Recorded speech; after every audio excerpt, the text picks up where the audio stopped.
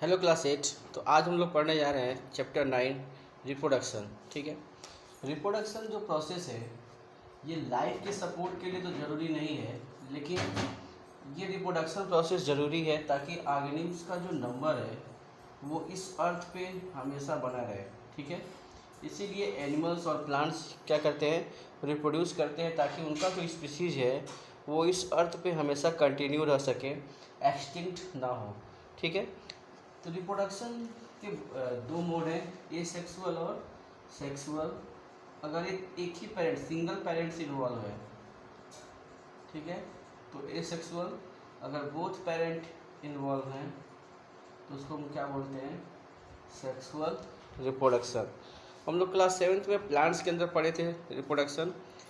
Class 8 में हम लोग को एनिमल्स में पढ़ना है, ह्यूमन बींग्स के अंदर पढ़ना है रिप्रोडक्शन के बारे में। ठीक है। तो सबसे पहले हम स्टार्ट करते हैं एसेक्सुअल रिप्रोडक्शन। आपके बुक में दो मोड दिया है, बाइनरी फ्यूजन और बडिंग, तो इसको बताते हैं।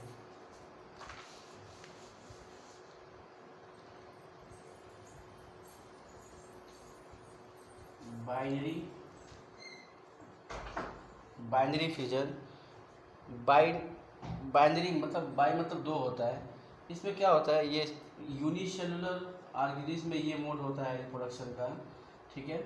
इसमें जो यूनिसेलुलर ऑर्गेनिज्म है अमीबा, ठीक है, सबसे पहले इसका न्यूक्लियस डिवाइड करता है दो पार्ट में, फिर ये खुद इसका सेल डिवाइड कर जाता है और दो अमीबी बन जाते हैं। ठीक है। तो ऐसा फ्यूजन जिसमें एक ऑर्गेनिज्म दो ऑर्गेनिज्म में बढ़ जाए उसको क्या कहते हैं, बाइनरी फ्यूजन। ठीक है। तो अमीबा में, पैरामीशियम में, बैक्टीरिया में, जो भी यूनिसेलुलर ऑर्गेनिज्म है उनके अंदर ये मोड होता है। ठीक है। दूसरा मोड है बडिंग, इनको डॉटर सेल्स कहते हैं।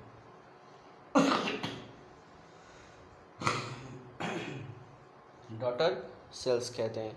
ये हो गया बाइनरी फ्यूजन इन अमीबा। सबसे पहले न्यूक्लियस डिवाइड करेगा, फिर सेल डिवाइड कर जाएगा, दो दो बन जाएंगे अमीबी। दूसरा है मोड है बडिंग। बडिंग भी कुछ सिंपल ऑर्गेनिज्म में ही होता है, जैसे कि हाइड्रा है, स्पंज है, ईस्ट है। तो उसमें होता क्या है, इसमें इन ऑर्गेनिम्स की, जैसे मान लो ईस्ट है, यूनिसेलुलर फंगस है। ठीक है। ईस्ट यूनिसेलुलर फंगस है। ये हाइड्रा हो गया, ये टेंटिकल्स होते हैं इसके पास। क्या होता है, इनके बॉडी पे एक आउटग्रोथ बन जाता है, इनके बॉडी पे क्या बन जाता है, एक आउटग्रोथ बन जाता है। ठीक है।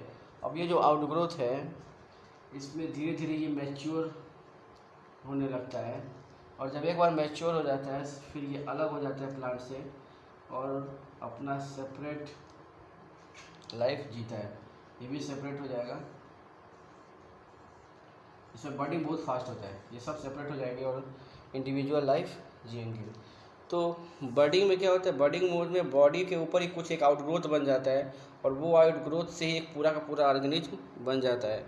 तो जो आउटग्रोथ बनता है उसको बड कहते हैं और इस मोड को क्या कहते हैं, बडिंग कहते हैं। अब हमको पढ़ना है सेक्सुअल रिप्रोडक्शन के बारे में।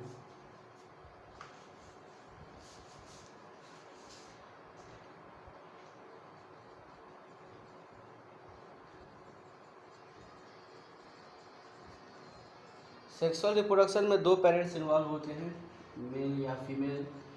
ठीक है। या सिंगल पेरेंट भी कभी कभी रोल प्ले करते हैं। इसमें क्या होता है, सेक्सुअल रिप्रोडक्शन में मेल गेमेट्स का फ्यूजन होता है, मेल गेमेट और फीमेल गेमेट आपस में फ्यूज करेंगे और क्या बनाते हैं, जाइगोट बनाते हैं। ठीक है। कुछ ऐसे भी एनिमल्स हैं जिन, जैसे अर्थवर्म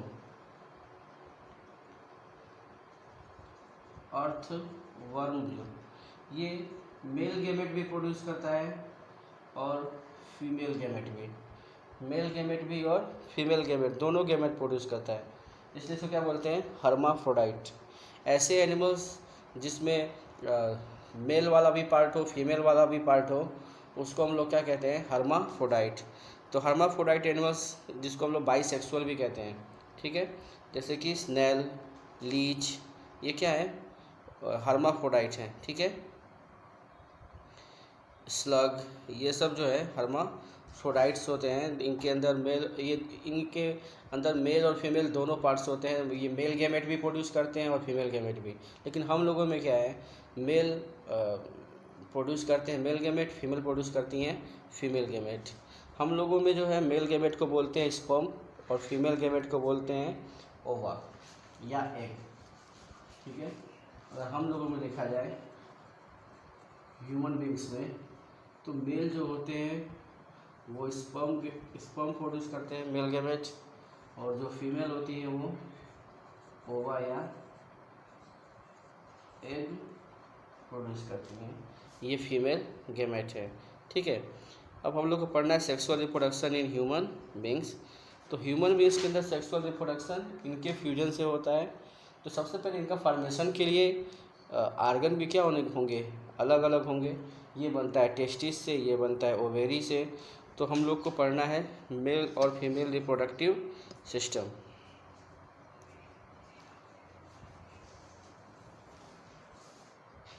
सबसे पहले देखते हैं मेल रिप्रोडक्टिव सिस्टम। ये मेल का साइन होता है, मेल रिप्रोडक्टिव सिस्टम। तो मेल रिप्रोडक्टिव सिस्टम अगर देखा जाए तो इसमें क्या होते हैं, पेयर ऑफ टेस्टिज होते हैं, ठीक है। और ये टेस्टिज के ऊपर यहाँ पे एपिडिडाइमिस होता है, यहाँ से स्पर्म और नीचे बनाते हैं, एक ही टेस्टिज बनाते हैं। फिगर ये रख लेंगे, यहाँ पे एपिडिडाइमिस होगा, यहाँ से स्पर्म डक्ट निकलता है जिसको वास डिफरेंस कहते हैं। स्पर्म बनेगा यहाँ पे, और स्पर्म जो है इस स्पर्म डक्ट के थ्रू वास डिफरेंस के थ्रू जो है यहाँ तक आएगा। इधर यूरेटर आता है, मतलब जो हमारे किडनी ब्लड को फिल्टर करता है, तो जो यूरिन बनता है वो इसके अंदर इकट्ठा हो जाता है, और यहाँ से निकलता है यूरेथ्रा। ये स्पर्म डक्ट जो है इसी यूरेथ्रा में आके मिल जाता है।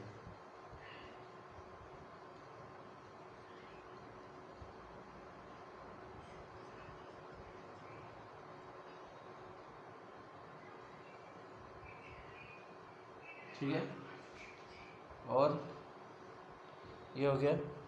फिर है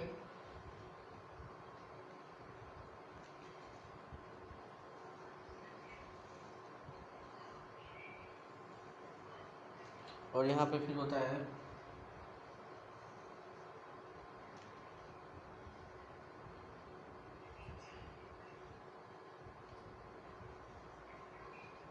पेनिस,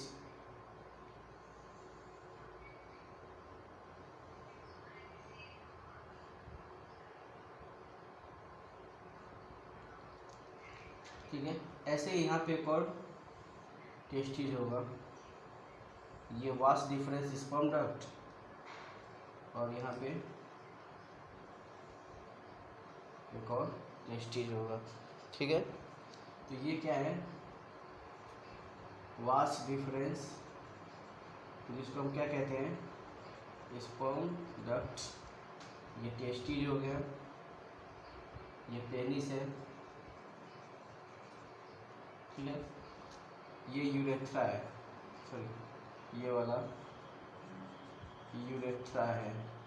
तो क्योंकि यूरेथ्रा स्पर्म को भी पास कर रहा है, यूरिन को भी पास करने में हेल्प करता है, ठीक है, इसलिए इसको यूरिनोजेनाइटल डक्ट कहते हैं।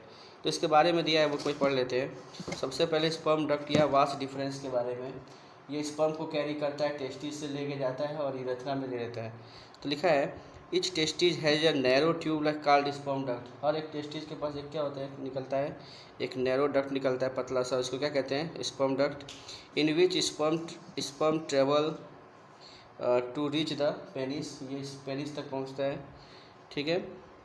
Several fluids are secreted inside the tubes by different glands. रास्ते में बहुत सारे ग्लैंड्स हैं, जैसे यहीं पर एक है सेमाइनल वेसिकल्स, यहाँ पे प्रोस्टेट ग्लैंड होता है, और एक और होता है यहाँ पे काउपर्स ग्लैंड। तो 3 ग्लैंड्स होते हैं। ये ग्लैंड्स जो है लिक्विड चीज़ सिक्रेट करते हैं जो स्पर्म के साथ मिक्स हो जाता है।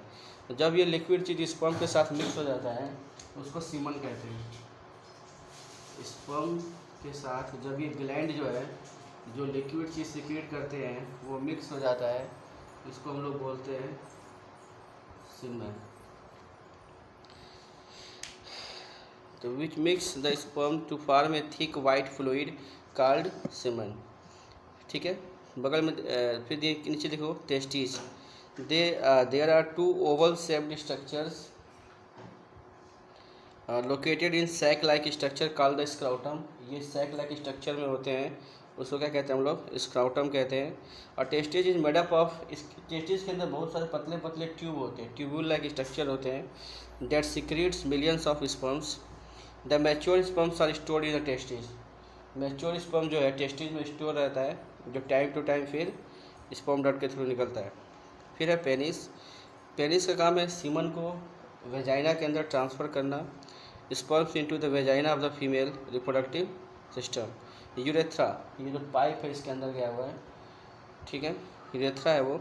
It is a tube inside the penis through which semen and urine, ये सीमन को भी पास करता है और सीमन को भी और यूरिन को भी बाहर पास करता है। तो ये एक मेल रिप्रोडक्टिव सिस्टम हो गया। अभी है female reproductive system.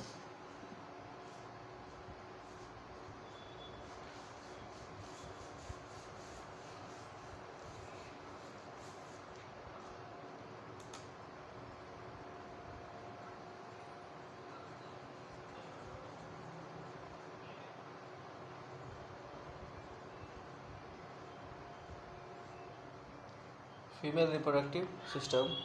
Female reproductive system में क्या होता है, अ पेयर ऑफ ओवेरी होता है। इसको यहाँ से इसमें कोई भी गर्ल्स अगर बॉर्न लेती है ना, तो जन्म से ही उसके ओवेरी में क्या होते हैं, बहुत सारे इमेच्योर ओवा या एग होते हैं। ठीक है, इमेच्योर ओवा या एग होते हैं।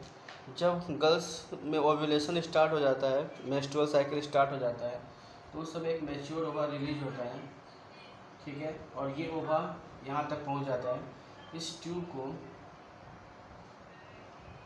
जो यहाँ से भी निकलता है, इस ट्यूब को हम लोग फैलोपियन डक्ट बोलते हैं। ठीक है, थोड़ा और पतला होगा, तो इसको बनाया जाए।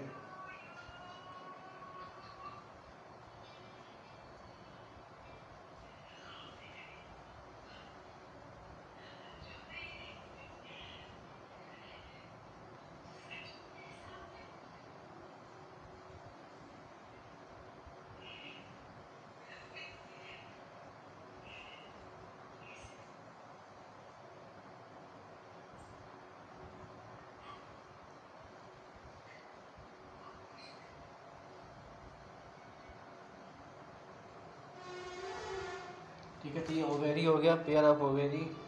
ये फैलोपियन डक्ट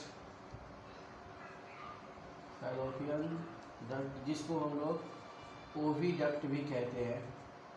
ओवा रिलीज होता है तो ओवा इसी के अंदर रहता है। ठीक है, स्पर्म को पहुंचना होता है यहाँ तक, तब जाके फर्टिलाइजेशन होता है। तो फीमेल में फर्टिलाइजेशन कहाँ होता है, तो यहाँ पे, यानी कि ओवी डक्ट में, यानी कि फैलोपियन ट्यूब में होता है। ठीक है, ये यूटेरस है। यूटेरस का जो ओपनिंग है इसको सर्विक्स कहते हैं, और ये फिर ओपन हो जाता है एक मस्कुलर स्ट्रक्चर जिसको क्या कहते हैं, वेजाइना। कापुलेशन के समय वेजाइना ही स्पर्म को रिसीव करता है। ठीक है, और पेनिस यहीं पे स्पर्म को रिलीज करेगा, सीमन को रिलीज करेगा, जिसमें बहुत सारे स्पर्म्स होते हैं, और ये स्पर्म ट्रेवल करके यहाँ तक पहुँचते हैं, फिर फर्टिलाइजेशन होता है। ठीक है, अगर जब फर्टिलाइजेशन हो गया तो ये डिवाइड करने लगता है, एम्ब्रियो बन जाता है, बहुत सारे सेल्स बन जाएंगे तो एम्ब्रियो कहते हैं, और ये यूटेरस के अंदर जो है अपने आप को अटैच कर लेता है। ठीक है, तब ये ओपनिंग जो है बंद हो जाती है। ठीक है, तो ये चीज़ें हैं, तो इसको पढ़ लेते हैं जरा फीमेल का। तो ये ovary, there are 2 almond shaped structures present on the either side of the uterus. Several immature eggs are over present within the ovary. बहुत जन्म से ही मतलब इसके अंदर क्या होते हैं, बहुत सारे इमेच्योर एग्स होते हैं और एक मंथ में केवल एक ही ओवा मैच निकलता है, या तो यहाँ से या फिर यहाँ से, ठीक है, नॉर्मली यही होता है। अब है uterus. It is a uterus के बारे में देखा जाए तो यूटेरस जो है ये पियर शेप स्ट्रक्चर से, हालो ऑर्गन्स है जिस जो और थिक मस्कुलर वाल्स है, ठीक है, ठीक है। तो फिर हो गया पियर शेप स्ट्रक्चर है, थिक मस्कुलर वाल है। The embryo develop inside the uterus, embryo इसी के अंदर डेवलप होता है, अपने आप को टच कर लेता है और यहीं पर डेवलप होकर पहले फीटस बनेगा, फीटस भी यहीं पर डेवलप होगा और फिर यहीं पर डेवलप होता है, ठीक है। फिर लिखा है फेलोपियन ट्यूब के बारे में। फेलोपियन ट्यूब या जिसको ओविडक्ट भी कहते हैं, there are 2 tubes present in on the either side of uterus, ठीक है। कैरी द ओवम, जो ओवम रिलीज होता है उसको कैरी करता है, ठीक है। Tiny hair like structures called cilia are present in the tubes, इसमें सीलिया होते हैं हल्के हल्के छोटे छोटे हेयर जो ओवा को आगे की तरफ पुश करते हैं थोड़ा थोड़ा। फिर वेजाइना, वेजाइना ये थिन मस्कुलर वाल्ड ट्यूब है जो यूटेरस के माउथ से स्टार्ट होता है जिसको सर्विक्स कहते हैं, और ये बाहर की तरफ क्या होता है, ओपन होता है। तो ये हो गया female reproductive system.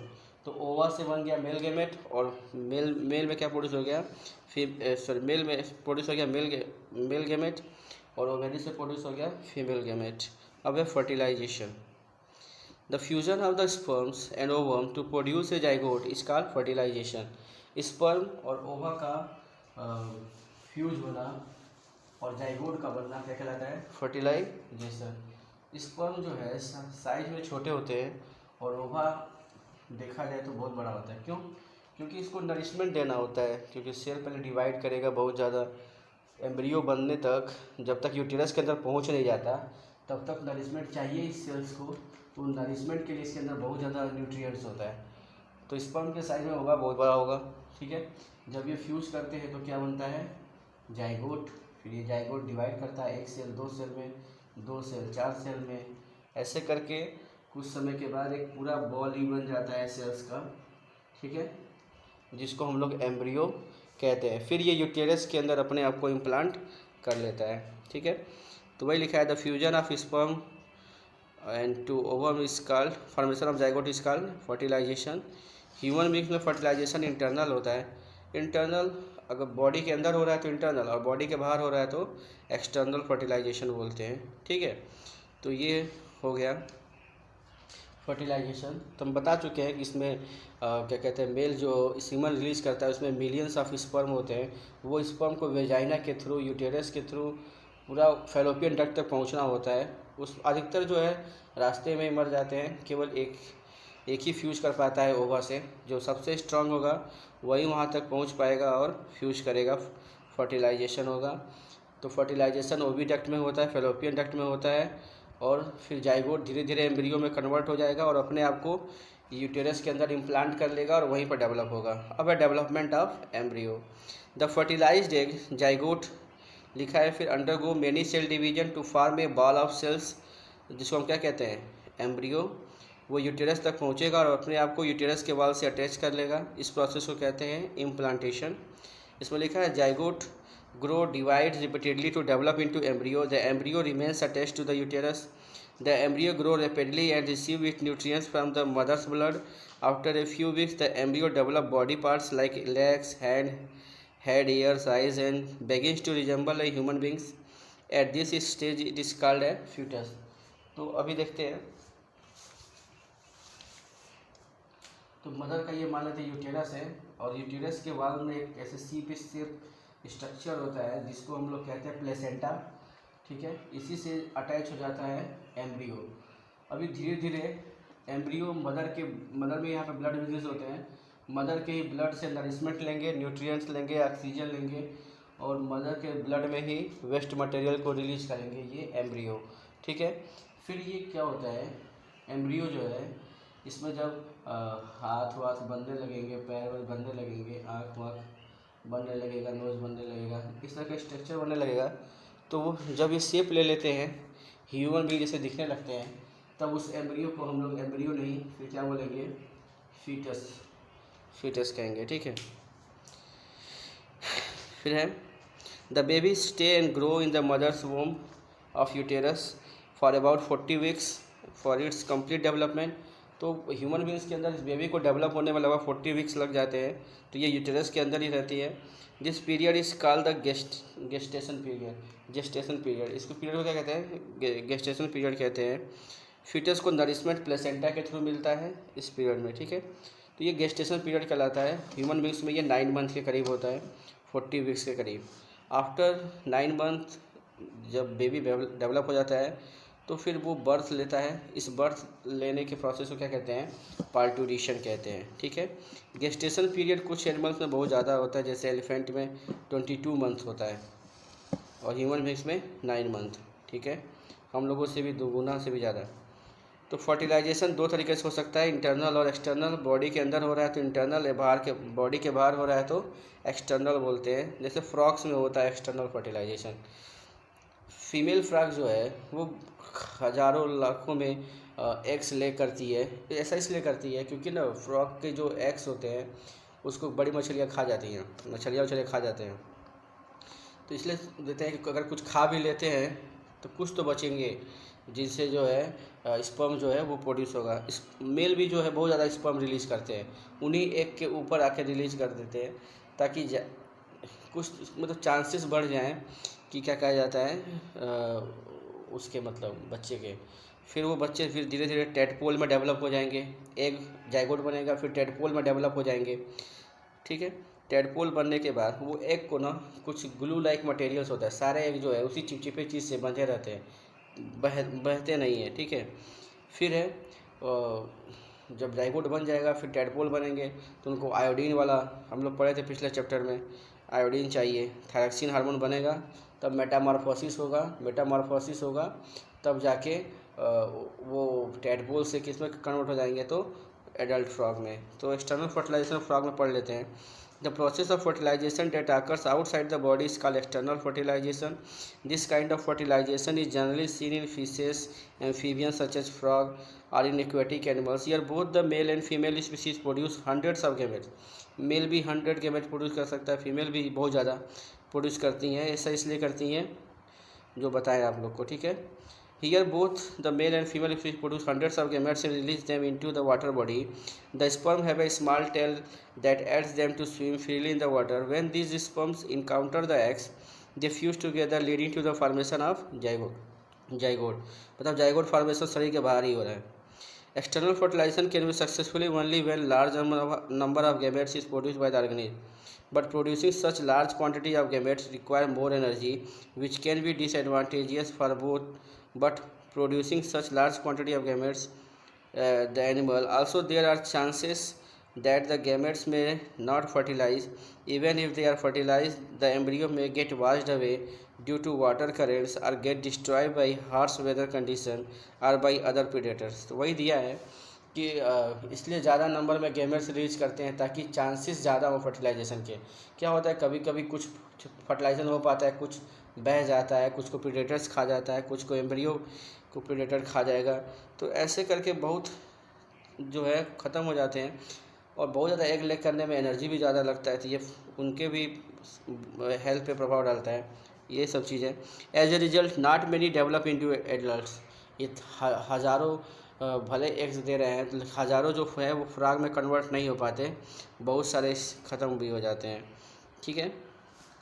The advantages of external fertilization are that the male and female can deposit sperm and eggs respectively at a slightly different times and location, and the female doesn't have to take care of the young ones and raise them. External fertilisation का ये advantage है कि ऐसा नहीं है कि mail और female दोनों साथ में और जब कॉपुलेशन करेंगे उसी टाइम एक ही टाइम पे दोनों रिलीज़ करेंगे ओवा और स्पर्म, ऐसा ज़रूरी नहीं है। इसमें फीमेल रिलीज़ कर देगी किसी भी समय, वो पानी में पड़ा रहेगा और जब मेल रिलीज़ करेगा स्पर्म तो वो तब फर्टिलाइजेशन होगा, क्योंकि बाहर ही सब कुछ हो रहा है तो फीमेल को भी इसको ज़्यादा देखने की ज़रूरत नहीं है। कुछ क्वेश्चन दिया है उसको तुम लोग बुक से पढ़ के कर सकते हो, कर लेना। अभी ये determination of the sex of A baby, देखो बहुत सारे एनिमल्स में सेक्स डिटर्मिनेशन का कुछ और तरीका है। जैसे कि कुछ रेप्टाइल्स होते हैं वो एग पे बैठते हैं ना हैचिंग के लिए, तो कितना टेम्परेचर दे रहे हैं, कितना कम टेम्परेचर दे रहे हैं, लड़की का ज़्यादा टेम्परेचर दे रहे हैं लड़का, इस तरीके से ना सेक्सेस को चेंज कर देते हैं, लेकिन हम लोगों में ऐसा नहीं है। ह्यूमन बींग्स में जो सेक्स डिसाइड होता है वो क्रोमोसोम से डिसाइड होता है, जीन से डिसाइड होता है। हम लोगों में 23 पेयर ऑफ क्रोमोसोम्स हैं, ठीक है। इसके बारे में देखते हैं, sex determination.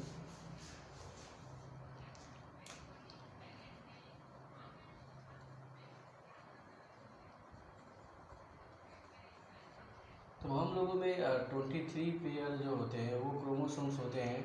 Out of 23 pair 22 pair तो दोनों में सेम होते हैं, बॉयज़ में भी और गर्ल्स में भी। इनको हम लोग ऑटोसोम्स कहते हैं, ठीक है। लेकिन जो लास्ट वाला पेयर है 23rd नंबर वाला, वो मेल में होता है XY, फीमेल में होता है X और X, ठीक है।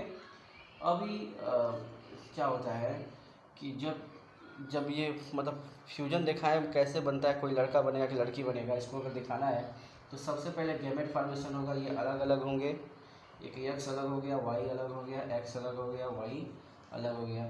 इस X को इस X से तो क्या बन जाएगा, X और X, ठीक। ये X इससे भी फ्यूज कर सकता है, उल्टा ले लिया, यहाँ पे X है, ये X इसे X से फ्यूज कर सकता है, तो X और ये X। ऐसे इस Y को दोनों से, तो ये XY और ये XY, तो ये दोनों तो गर्ल होंगे। अगर XX मिलता है तो गर्ल, अगर XY में XY मिलता है तो बॉय।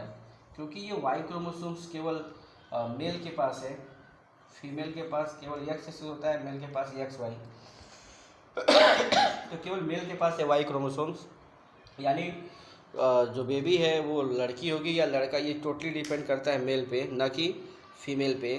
तो अपने समाज में जो लोग फीमेल को ब्लेम करते रहते हैं, लड़की अगर होती है तो वो फीमेल को ब्लेम करते हैं। एक्चुअल में उनको ब्लेम जो है मेल को करना चाहिए, क्योंकि वाई क्रोमोसोम्स किसके पास है, तो मेल के पास है, ठीक है। तो इस तरह से जो लास्ट क्रोमोसोम्स है 23rd नंबर वाला, ये डिसाइड करता है sex of the baby. Baby का सेक्स क्या होगा, वो गर्ल होगी कि बॉय। इस 23rd नंबर वाले को, जैसे इसको ऑटोसोम्स कहते हैं, इसको कहते हैं हेट्रोसोम्स या सेक्स क्रोमोसोम्स। सेक्स क्रोमोसोम्स इसलिए कहते हैं क्योंकि ये सेक्स को डिसाइड करता है कि मतलब जो बेबी है उसका सेक्स क्या होगा, मेल या फीमेल। अभी दिया है care after birth. A new born baby is very delicate and can not look after it's self. जो बच्चे जन्म लेते हैं, इन्फेंट्स होते हैं, वो न्यूट्रिशन के लिए, हर एक चीज़ के लिए अपने मदर पे डिपेंड करते हैं। They can not speak a word. उनको न बोलना आता है, न कुछ आता है। तो इसलिए उनको ध्यान देने की बहुत ज़्यादा ज़रूरत है। उनको वैक्सीनेशन कराते रहना चाहिए, उनको न्यूट्रिएंट्स पे ध्यान देना चाहिए, ताकि बच्चा जो है वो अच्छे से डेवलप कर सके, ठीक है। तो अब बुक में टॉपिक दिया है viviparous and oviparous organism. Viviparous मतलब जो बच्चे देते हैं, अब बच्चे को बर्थ देते हैं, और ओविपेरस मतलब जो अंडे एग ले करते हैं, ठीक है। तो दो तरह के ऑर्गेनिज्म होते हैं, एक एग लेइंग और एक विविपेरस, यानी कि जो बर्थ देते हैं यंग वंस को, ठीक है। लेकिन कुछ जितने भी मैमल्स हैं सब विविपेरस होते हैं, जैसे हम लोग मैमल्स हैं। लेकिन कुछ मैमल्स ऐसे भी हैं जो एग ले करते हैं, उनका नाम दिया हुआ है येलो कलर के बॉक्स में, देखो, डक बिल्ड प्लेटिपस और स्पाइनी एंटीटर, ठीक है। तो ये हो गया ओविपेरस और viviparous. Metamorphosis in animal. Metamorphosis का मतलब होता है ना, पहले यंग वन जो होते हैं उनके वो एकदम अलग लगते हैं। जैसे हम लोग का अगर छोटा बच्चा है तो एकदम हम ही लोग जैसे लगेगा, आँखें, नाक है, मुँह है। लेकिन कुछ एनिमल्स का यंग जो होता है इतना डिफरेंट होता है, वो लगता है कुछ और है। जैसे कि फ्रॉग में टैडपोल लगता है फिश है, मछली के जैसे। और जैसे वो है बटरफ्लाई में जैसे लगता है कि वो है कीड़ा है, वर्म, जो भूली हम लोग कहते हैं, वो एक्चुअल में क्या है, बटरफ्लाई है। तो ऐसे एनिमल्स में जिसका यंग वन अलग हो, एडल्ट एकदम अलग हो, तो यंग वन का एडल्ट में कन्वर्ट होना, इस पूरे रूप को चेंज होना, ठीक है, फिश के जैसा है, फ्रॉग के जैसा कन्वर्ट होना, ये क्या कहलाता है, मेटामॉर्फोसिस। तो मेटामॉर्फोसिस जो है वो अभी एग्ज़ाम में नहीं आ रहा है, और बटरफ्लाई वाला भी नहीं आ रहा है, ठीक है। तो इसको बाद में बता देंगे हम इसके बारे में, ठीक है। वैसे इसमें फिगर में देख सकते हो जो है फ्रॉग्स बहुत ज़्यादा एग्स ले किए हैं। अब ये जो स्पान है धीरे धीरे फिर कन्वर्ट हो जाएगा यंग टैडपोल में, जो मछली के जैसा लग रहा है। फिर इसमें लेग बनने लगेगा, फिर पूरा बॉडी बन जाएगा। यानी कि ये मेटामॉर्फोसिस हो रहा है, फ्रॉग का रूप चेंज हो रहा है, एक फिश के रूप से एक फ्रॉग का रूप आ रहा है, और इस तरह से फ्रॉग एक एडल्ट फ्रॉग क्या हो रहा है, डेवलप हो जा रहा है। ठीक है, इस चीज़ को क्या बोलते हैं, मेटामॉर्फोसिस। और इसके लिए थायरॉक्सिन हार्मोन ज़रूरी है, और थायरॉक्सिन हार्मोन के बनने के लिए आयोडीन ज़रूरी है। ठीक है, फिर इसके बाद बुक में दिया है बटरफ्लाई के अंदर मेटामॉर्फोसिस। तो बटरफ्लाई भी जो एग ले करता है, अच्छा एग का फिगर नहीं बनाया है यहाँ पे, लीफ पे छोटा छोटा, ये जो डेवलप होता है इस कीड़े में, भोइली जैसा जो दिख रहा है, और फिर ये प्यूपा है, प्यूपा बना लिया ग्रीन कलर का, देखो अपने चारों तरफ एक कवरिंग बना लेता है, फिर इसी के अंदर डेवलप होता है, बटरफ्लाई बन जाता है, और बटरफ्लाई फिर क्या होती है, फिर से ऐसे ही एग ले करेगी, ये लाइफ साइकिल चलता रहता है। तो इसको कहते हैं Metamorphosis. Gender issue and myths, तो इंडिया में वही जो बता रहे थे हम, हमेशा गर्ल्स को या वुमेन को जो है ज़्यादा वो किया जाता है, प्रेशराइज़ किया जाता है इस सब चीज़ पे, चाइल्ड मैरिज के लिए। ठीक है, गर्ल्स है अगर तो उसको एजुकेशन के लिए उतना वो सपोर्ट नहीं करते, घरों से बाहर नहीं निकलने देते, कपड़े पहनने पे भी इधर उधर ऑब्जेक्शन करते हैं कि ऐसे कपड़े नहीं पहनना चाहिए तो वैसे नहीं पहनने चाहिए, या फिर मेंस्ट्रुएशन के समय बोलते हैं कि ये नहीं छूना वो नहीं छूना। ये सब मिथ है, ये सब रियलिटी नहीं है। ठीक है, तो इंडिया में बहुत सारे मिथ है जिसको जो अब धीरे धीरे ख़त्म हो रहा है एजुकेशन की वजह से। पहले लोग फीमेल को ज़्यादा रिस्पॉन्सिबल मानते थे, अभी भी लोग मानते हैं, अभी भी अवेयरनेस नहीं है, तो हमको अवेयरनेस क्रिएट करना होगा कि नहीं, फीमेल रिस्पॉन्सिबल नहीं है, उसके लिए मेल हो या फीमेल, इसके लिए कौन रिस्पॉन्सिबल है, तो मेल रिस्पॉन्सिबल है, फादर रिस्पॉन्सिबल है। ठीक है, तो कुछ मिथ्स दिए हुए हैं, इसको तुम लोग पढ़ लेना, कोई ज़्यादा खतरनाक चीज़ नहीं है। ठीक है, बस यही है कि गर्ल्स को एक हमारे देखा जाए तो ये सृष्टि का आधार है, क्योंकि यही जो है हमको एक हमको फीमेल ही हमको जन्म दी है। ठीक है, तो उसका रिस्पेक्ट करना चाहिए, और उसको कभी भी किसी चीज़ के लिए ब्लेम नहीं करना चाहिए। ठीक है, कि लड़की हुई लड़का हुआ इसके लिए फ़ीमेल को ब्लेम करना, या गर्ल्स और बॉयज़ के बीच में जो जेंडर इशू क्रिएट करते हैं लोग कि बॉयज़ को बेस्ट मानते हैं, गर्ल्स को कमज़ोर, ये सब चीज़ें जो है ये मिथ है, इसको हटाना होगा, अवेयरनेस क्रिएट करना होगा हमको सोसाइटी में। ठीक है, तो इस तरह से ये चैप्टर भी ख़त्म हो गया है, रिप्रोडक्शन। इसको तुम लोग पढ़ लेना, सारे क्वेश्चन आंसर जो है इसमें कंप्लीट हो चुके हैं, उसी से पूछेगा, सेक्स डिटर्मिनेशन, मेटामॉर्फोसिस जो भी है। ठीक है, तुम लोग को जो क्वेश्चन टिक कराए हैं वो लॉन्ग में, तो इस सब में इसमें टॉपिक में आ गया। ठीक है, तो ठीक है, till then best of luck for your examination, till then bye bye.